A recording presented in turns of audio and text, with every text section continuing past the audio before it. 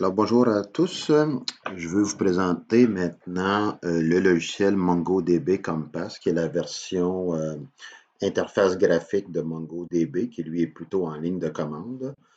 En fait, pour vous le présenter, j'ai fait 3 bases de données que je vais vous présenter à tour de rôle. Juste avant, je vous ai aussi activé un document que j'ai ici là, sur l'écran, pour lequel je veux juste faire un petit tour de piste rapide et j'irai dans le logiciel vous montrer un peu de quoi il s'agit là-dessus.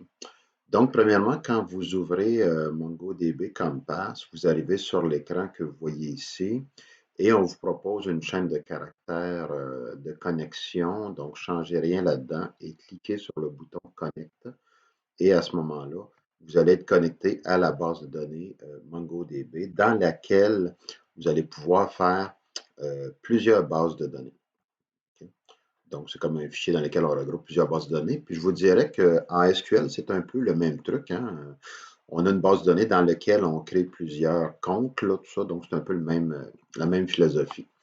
Donc, quand vous avez cliqué sur la connexion, vous allez vous retrouver dans la base de données. Et moi, pour ma part, j'ai déjà créé quelques bases de données. Il y en a qui sont là par défaut. Là, ici, vous voyez admin, config, local. Celle-là, il était là quand la première fois. J'ai fait des petits tests ici. J'en ai une library. Euh, j'ai créé le TP2 que je ne vous montrerai pas parce que ça va être à vous de le faire plus tard. Mais surtout, où j'insiste, c'est les 3 bases de données ici, où là, j'ai voulu prendre un petit peu le cas projet et j'ai créé 3 façons différentes d'avoir département employé. Euh, une dans laquelle j'ai les départements et j'inclus les employés à l'intérieur, donc département employé imbriqué. Une autre ici en bas, département employé référence, où là, je vais avoir 2 collections qui sont référées entre elles. Ça simule un peu les relations qu'on a en SQL. Et ici, enfin, j'ai ajouté une table projet. Donc ça, je pourrais y revenir là, éventuellement. Parce que le but de ce vidéo-là, c'est juste de vous montrer comment là, on peut naviguer à l'intérieur. Quand vous avez créé votre base de données, vous cliquez tout simplement sur la base de données que vous voulez comme ça et vous allez arriver sur cet écran-là où vous voyez par exemple ici j'ai sélectionné là, la base de données département employé imbriqué si je me souviens bien et dans laquelle j'ai une collection. Donc on se souvient qu'une collection c'est l'équivalent d'une table en SQL et si je voulais créer d'autres collections, je cliquerais sur le bouton Create Collection pour ajouter des collections. Dans cette base de données-là, il y a une seule collection. Ensuite, quand vous voulez ajouter de l'information, ce qu'on appelle justement des documents qui sont l'équivalent des enregistrements SQL, on clique sur Add Data qui est juste ici. Je vous ferai le démo tantôt. Et on pourrait là ensuite choisir comment qu'on veut ajouter. Mais j'apporte votre attention ici, j'avais déjà 2 documents de créer et selon les 3 petits boutons que vous voyez ici, ça va afficher votre collection, vos documents en fait de façon différente. Je pourrais vous le montrer tout à l'heure là-dessus. Et en haut, la zone filter ici, c'est l'équivalent d'un select si on veut. C'est l'équivalent de la commande find là, quand on va le faire en ligne de commande pour afficher un sous-ensemble des informations. Encore là, je vous ferai une petite démo tout à l'heure. Et quand vous amenez votre curseur sur un des documents, ben, il va y apparaître des petits boutons là, vers la droite ici pour pouvoir aller modifier, aller copier-coller, cloner, supprimer des documents comme ça. Ça va? Ici maintenant, je vous le disais tantôt, quand vous cliquez sur Add Data, vous pouvez importer un document avec Import File, mais ce qu'il faut, c'est que tous les documents soient écrits sur une seule ligne, ce qu'on n'aime pas beaucoup, là, c'est moins clair, mais quand même, vous pourriez le faire. Ou vous pouvez faire Insert Document, dans lequel vous allez copier-coller à partir de la ligne 4 ici un document que vous auriez préalablement fait dans un éditeur de texte. Vous copiez-collez, vous cliquez sur Insert et ça va être ajouté. Allons voir maintenant dans le logiciel. Vous voyez, je suis ici, là, si je cliquais là, sur ma base de données, on verrait toutes mes bases de données. Je pourrais créer une base de données, je ne le ferai pas ici, mais si je vais chercher ma base de données où mes documents sont imbriqués, donc dans le département, j'ai des employés, on voit que j'ai une seule collection, donc l'équivalent d'une seule table, que je pourrais supprimer, je ne le ferai pas.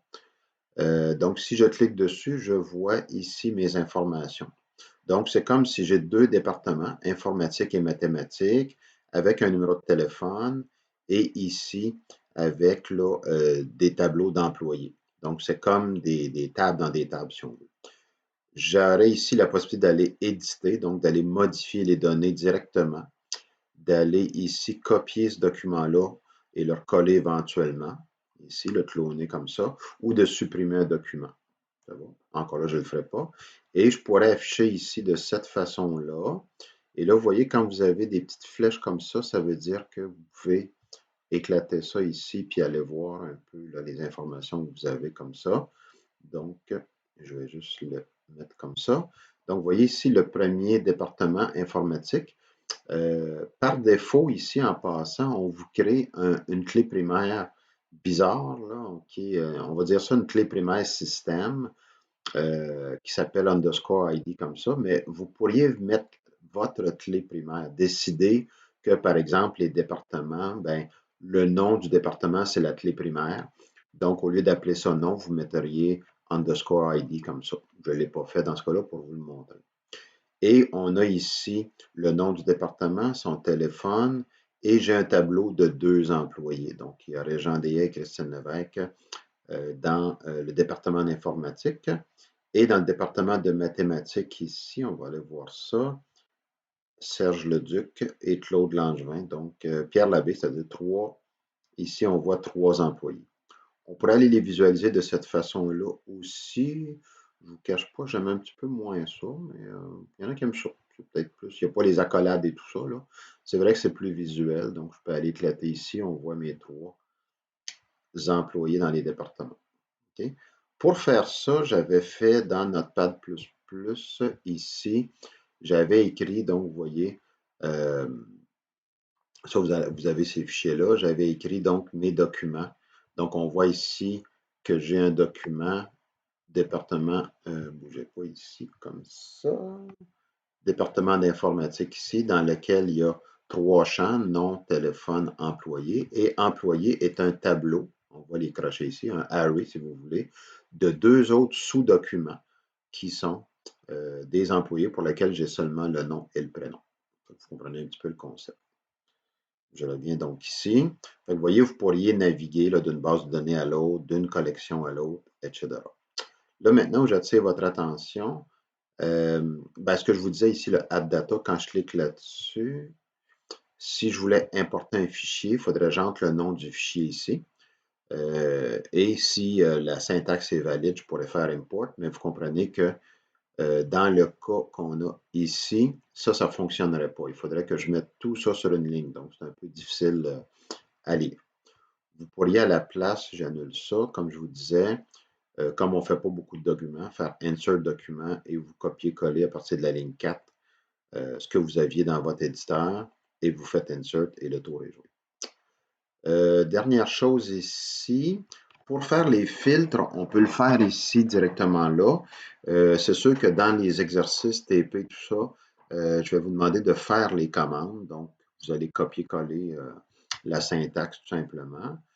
J'ai ici des exemples, excusez, ici de recherche. Donc, par exemple, vous voyez, si je voulais avoir tous les départements d'informatique, dans mon cas, j'en ai juste un, ben, on met le nom du champ ici, deux points la valeur. Le nom du champ, en passant, on pourrait le mettre en guillemets ou non. J'ai testé les deux. Il y a souvent des exemples de syntaxe là, comme ça. Donc, si je copie-colle ça, je le mets ici et je fais Find, ben, vous voyez ici, il met seulement les documents du département d'informatique.